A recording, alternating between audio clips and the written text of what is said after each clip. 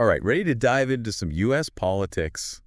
We're going deep today, like really trying to understand how this whole system works, you know, beyond the headlines and sound bites. Sounds like a plan. And wow, you came prepared. Lots of academic sources here, books, studies, the real deal. This is going to be good. Had to do my homework. And honestly, I found some pretty surprising things. Like, did you know that stuff from way back, like slavery and the New Deal, still shapes how Americans think about politics today? Oh, absolutely. It's all connected. You can't separate the present from the past, especially when you look at how political institutions evolved, particularly in the South, with voting rights and all that. It's directly tied to overcoming those power structures that came from slavery. Seriously, it makes you think. To understand now, you got to understand then. Couldn't agree more. And it's not just race and history either. Think about something like the welfare state, right? It's a perfect example of how race, gender, and the entire political system are all tangled up together. Yeah, it's like peeling back layers, isn't it? Yeah. Always more to discover. Exactly. And speaking of discoveries, one thing that really hit me while going through these sources was how African American perspectives have often been, well, kind of pushed aside within political science itself. Oh, right. Like the work of those scholars, Ernest Wilson and Laurie Frazier, makes you wonder if we're missing big pieces of the puzzle when those voices aren't part of the conversation. Precisely. It raises a huge question. Are we really getting the full picture if we're only listening to certain perspectives? So we've touched on the complexity here, but for someone who wants to really understand the U.S. political system, where do they even begin? Well, you've got some great foundational texts right here in this stack. The kind of books every political scientist has to read, like An Economic Theory of Democracy by Anthony Downs. Oh, yeah, I've heard of that one. It talks about how self-interest drives political behavior, right? Like everyone's just out for themselves. That's the gist, yeah. Downs argues that individuals and political parties, everyone, basically makes choices based on what they think will benefit them most. Might sound cynical, but it explains a lot of what we see happening. So less about high-minded ideals and more about understanding people's motivations. Exactly. And then there's Southern Politics in State and Nation by V.O. Key Jr. It's a classic for a reason. Really gets into how historical power structures, particularly from slavery, still shape Southern politics today. And we've already talked about how the past influences the present, so this book seems like a perfect way to understand those connections. Totally. And if you want the big picture of how political parties and the state itself interact, you can't go wrong with Political Parties in the State by Martin Schefter. He traces how those relationships have evolved over time, which helps us analyze how we got to where we are now. Okay, so we've got Downs for individual behavior, Key for understanding the South, and Schefter for parties and the state. That's a good start. But are these books still relevant today? I mean, hasn't the political landscape changed so much that they're outdated? Well, that's the thing about politics, right? It never stands still. But even though things change, those basic principles and frameworks they lay out are still super valuable. Like building a house, got to have a strong foundation, even if you're going to modernize the rest of it. Perfect analogy. You can't understand what's happening today without knowing the historical context. But we also can't ignore all the major shifts that have happened, especially lately. Like how new media has completely changed the game. How people get info, how politicians campaign, how we even talk about politics. It's totally different from when those classic books were written. It's true. And the sources you brought in show how new media has fragmented the information landscape. Everyone's in their own echo chamber now, which makes it harder to have real political conversations. It's like we're all speaking different languages. Plus, you've got the changing demographics of the electorate. The U.S. is becoming more diverse, which has a huge impact on parties and what they focus on. Absolutely. The sources point out how parties are always adjusting their messages and outreach, trying to connect with these new groups of voters. It's fascinating how all this new media, changing demographics, and the echoes of history is shaping U.S. politics in such a profound way. It's a constant evolution, and understanding these changes is key to making sense of what's happening right now. And we can't talk about things reshaping politics without mentioning populism and white identity politics. They've really been gaining ground, haven't they? Oh, yeah. It's hard to miss. Every time you turn on the news, there's another story about how they're impacting elections and shaping the conversation. It's a little unsettling, honestly. I get that. It can be. But it's important to remember that populism itself isn't necessarily good or bad. It's got a long history in the U.S., popping up during times of big change, economic or social. So when people feel like the system isn't working for them, they turn to these populist leaders who promise to shake things up. Right, and the sources you've got really dig into this. Books like The Populist Vision by Charles Pastel and The Populist Persuasion by Michael Kazin, they show how these movements have challenged the system, but sometimes reinforced it too, throughout history. So it's like a double-edged sword.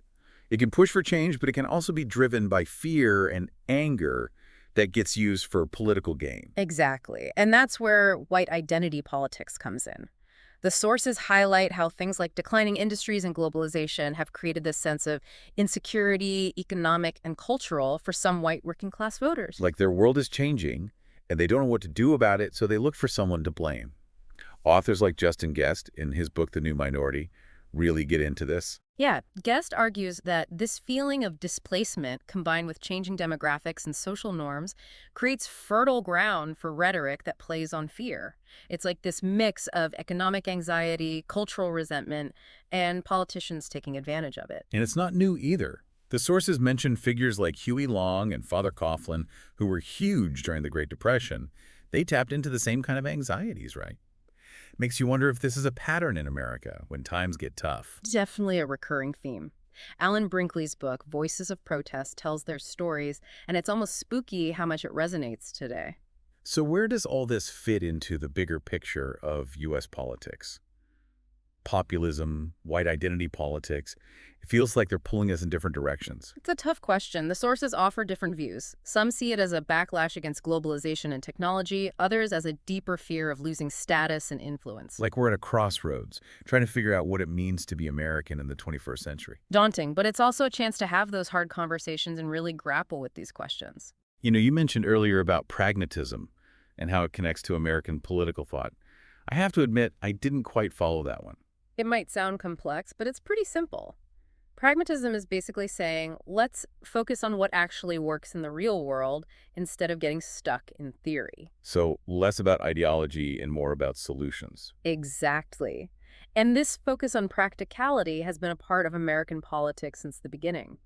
Think about the Founding Fathers. They weren't just philosophers, they were politicians trying to build a new system. Right. It had to actually work in the real world, not just be some grand idea. And that pragmatic spirit is still around today, always tinkering, adapting. You mentioned some big names in pragmatism, William James and John Dewey. How did they shape how we think about U.S. politics? Well, James believed that an idea's meaning is in what it actually does, its consequences. So instead of arguing theory, pragmatists want to see results. So does this idea make a difference? Does it actually work? Exactly. And Dewey applied that to democracy. He thought it shouldn't be rigid, but always experimenting and learning. That's interesting. So American political thought has always had this flexibility, this willingness to change. It has, and I think that's a good thing. It lets the system adapt to new challenges and bring in new ideas. Makes me wonder, what really makes the U.S. political system unique? Are we that different from other democracies? That's the question, isn't it? And it's complicated. We have unique features for sure, but there are similarities too. It's about understanding those nuances. What about the two-party system? It always comes up. How does that compare to multi-party systems in other countries? Well, our two-party system, going all the way back to the Federalists and Anti-Federalists, it creates this dynamic where two big parties are constantly fighting for power, which can be stable, but it can also limit what viewpoints get heard. Like a tug-of-war, but only two teams pulling. No wonder things get stuck sometime. It happens. And it's interesting to compare that to multi-party systems, where you have more viewpoints represented, but then you have to form coalitions to govern, which can be messy and unstable. So it's a trade-off. Two parties, maybe stable but less diverse. Multiple parties, more voices but maybe more chaos. Is there even a perfect system? Or is it about finding the right balance? If we knew that, huh? That's what keeps political science going. Okay, so we've got the two-party system. Yeah. What else stands out as particularly American? Well, the Electoral College is certainly unique, meant to balance the power of big and small states in presidential elections. But it can mean the person who wins the popular vote doesn't actually become president, right? That happened recently, caused a lot of debate. It did, and it brought up the question of whether the Electoral College is still fair. Some want to get rid of it. Others say it's crucial for checks and balances. It's complicated, right? Yeah. It reflects that tension between representing individual voters and representing states as a whole. Exactly. Gets to the heart of how we define democracy and balance those competing interests. Speaking of balancing, what about federalism? Another area where the U.S. system is both unique and similar to other countries. Our federalism, with power split between the federal government and states, is a big part of American governance. But other countries, like Canada and Germany, have federal systems too, though they work differently. So it's not that federalism itself is unique, but how it plays out here affects how power is shared and policies are made. Absolutely.